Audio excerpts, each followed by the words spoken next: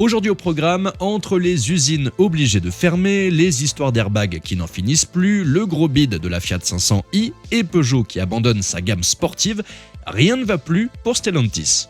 Bienvenue à tous sur la chaîne Octane. Retrouvez une nouvelle vidéo tous les jours résumant l'actu automobile. Alors n'oubliez pas de vous abonner pour ne rien louper.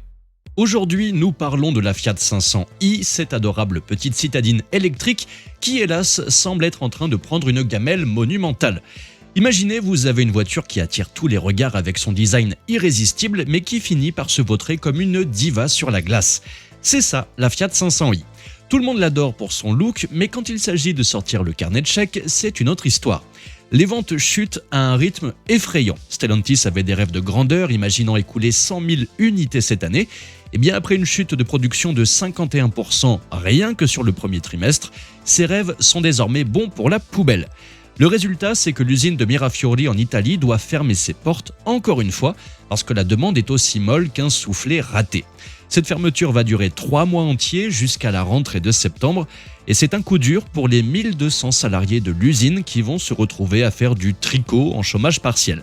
Stellantis réfléchit sérieusement à remettre un moteur thermique sous le capot de la 500 pour faire grimper la production à environ 200 000 exemplaires par an parce que franchement les ventes de voitures électriques sont en train de stagner partout en Europe.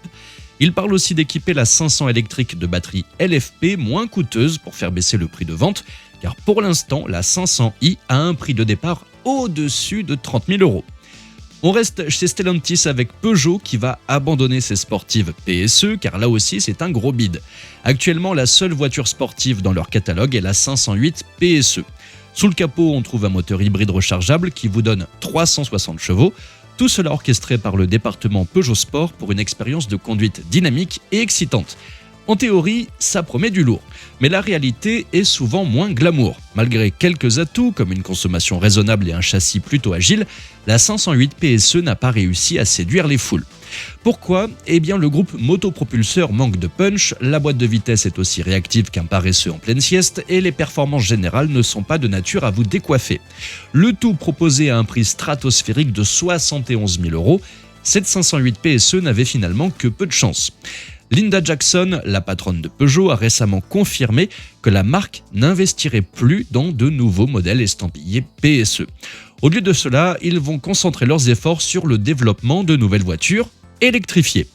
On pourrait juste se demander pourquoi n'ont-ils toujours pas compris ce que les clients amateurs de sportives attendent. Quant à l'électrique, il y a une statistique qui a de quoi interroger. Selon le Conseil de l'information sur la circulation routière de Norvège, les véhicules électriques y ont représenté 82,4% des ventes en 2023 et dans le même temps, la consommation de carburant n'a baissé que de 5%. Je vous laisse débattre dans les commentaires le pourquoi du comment. Avant de terminer cette vidéo, j'ai une astuce pour vous faire économiser de l'argent sur votre assurance auto en 2024, environ 380 € par an d'économie et ça ne vous prendra que 2 minutes top chrono. Si vous en avez marre de payer trop cher pour votre assurance auto, vous pouvez comparer toutes les offres d'assurance en un seul endroit et gratuitement. Alors je vous vois déjà venir avec vos inquiétudes, du genre si c'est pour qu'on m'appelle tous les 4 matins, c'est pas la peine.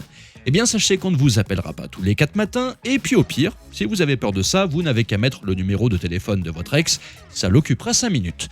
De toute façon, le comparateur est totalement gratuit et ne vous engage en rien, il vous permettra simplement de faire des économies et ainsi couvrir de cadeaux votre nouvelle copine qui est justement bien plus sympa que votre ex.